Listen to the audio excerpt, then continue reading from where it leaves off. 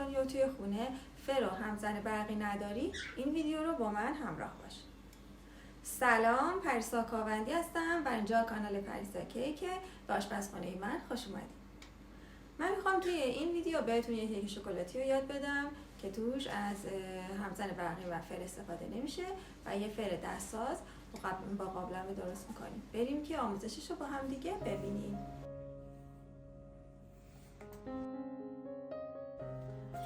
اول تخم مرغا رو یکی یکی توی ظرف میشکنیم.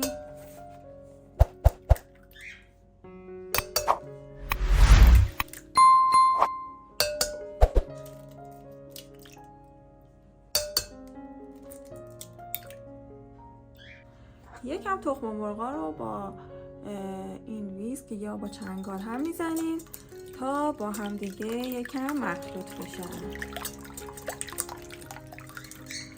برای درست کردن این کیک ما از همزن استفاده نمی کنیم و میخوایم این کیک رو توی قابلمه درست کنیم، یعنی به فرم احتیاج نداریم. خب حالا نوبت اضافه کردن چیه بچه ها؟ نوبت اضافه کردن شکره.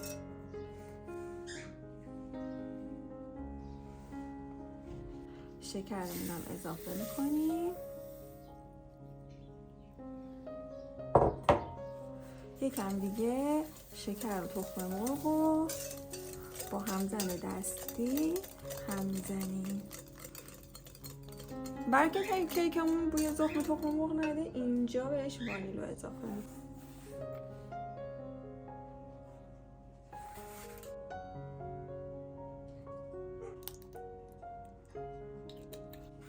حدود 1/4 قاشق چایخوری وانیل بهش اضافه میکنیم. میتونید از وانیل شکری یا پودری هم اضافه کنید.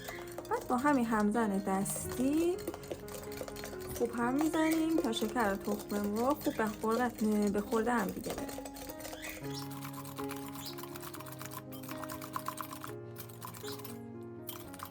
ببینید میزان هم زدن شکر تخم مرغ چقدره. خیلی نیاز نیست انقدر هم بزنید که حالا نمیدونم سفید و کرمی رنگ و کشدار بشه. در اون حد نمیخواد، در حدی که شکر توی تخم مرغ تقریبا حل بشه اینطوری.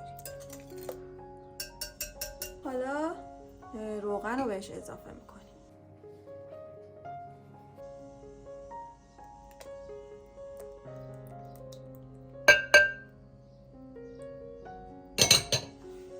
و دوباره با همزن دستی هم میزنیم تا روغن هم با مواد خوب مخلوط بشه.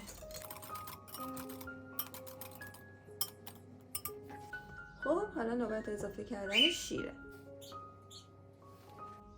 شیر هم اضافه میکنیم.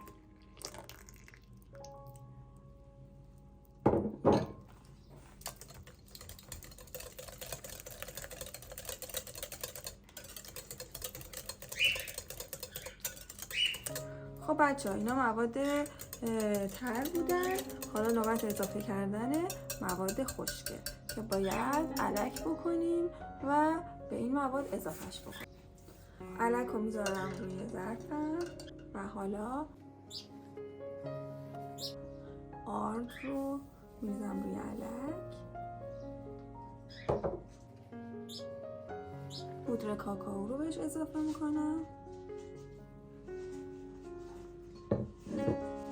و بیکینگ پودر.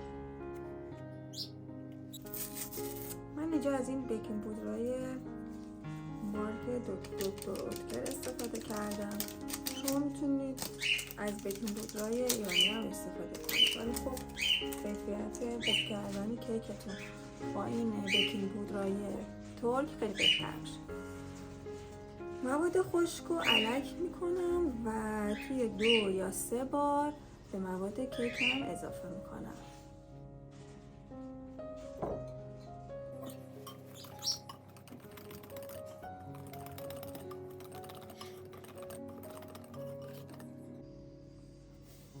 بقیه مواد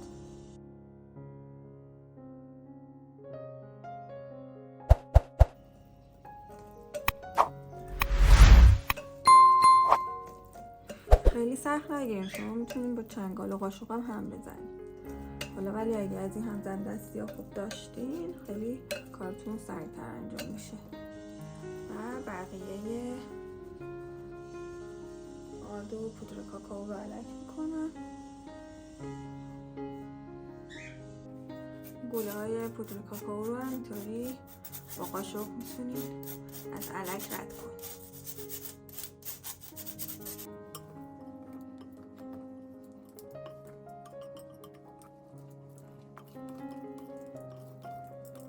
ببینید غلظت مواد کیک به این شکله.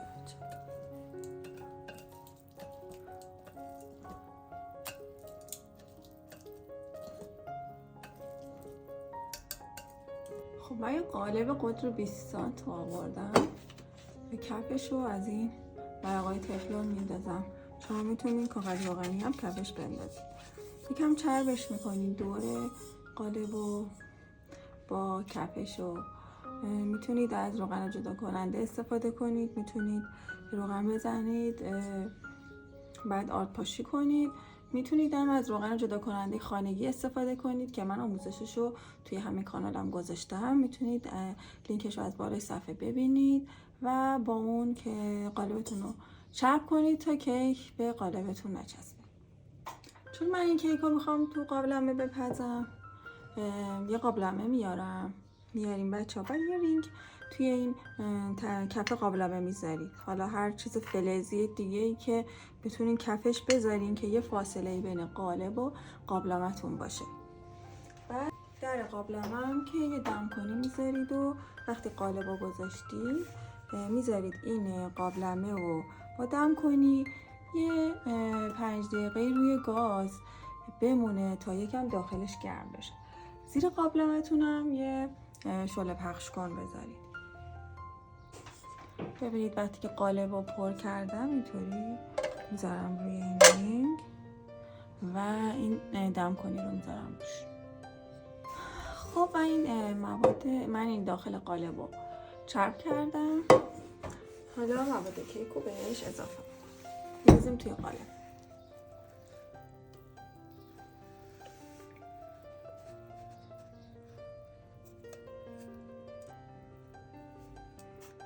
یکی دو بار روی سطح کار می‌کوبیم تا حباباش خالی بشه و ببریم بذاریمش توی قابلمه. من قابلمه رو گذاشتم رو گاز، یه 5 دقیقه 10 دقیقه رو گاز توش گرم شده. زیرش شعله پخش کن گذاشتم، رو شعله تقریبا متوسط رو به کم گذاشتم. حالا درش رو باز میکنم و قالب آروم میذارم توی قابلمه.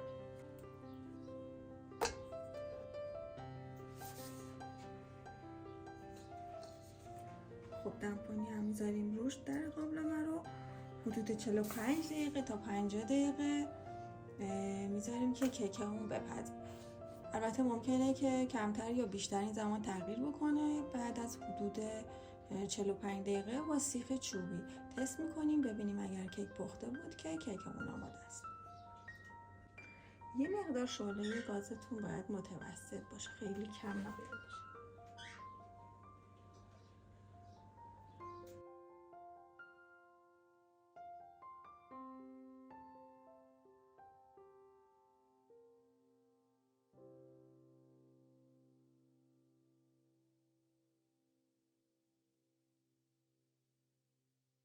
خب کیک الان خنک شده، ببینید با کاردورش رو آزاد میکنم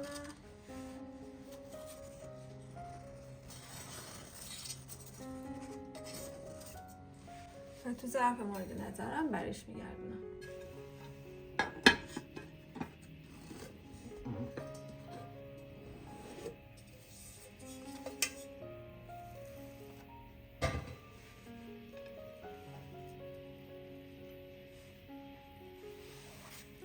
ببینید کیک و بافته شد.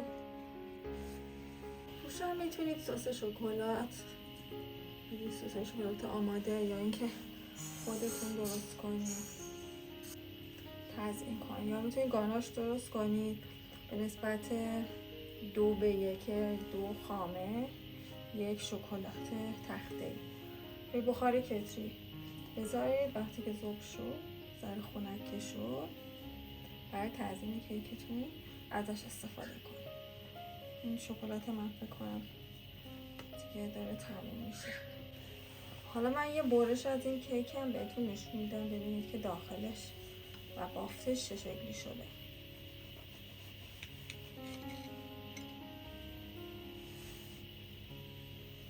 ببینید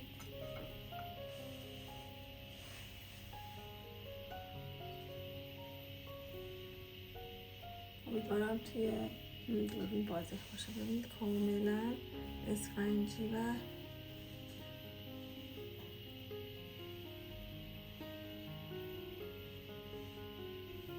شکلاتی و اسفنجی. ببینید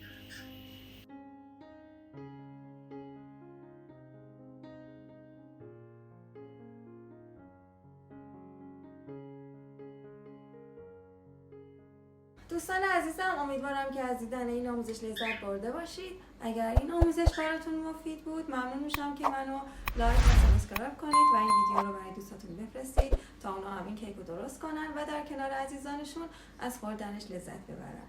براتون بهترین ها رو آرزو میکنم و شما رو توی آموزش بعدی و ویدیو بعدی میبینم. لحظاتون پر از شادی و لبخند.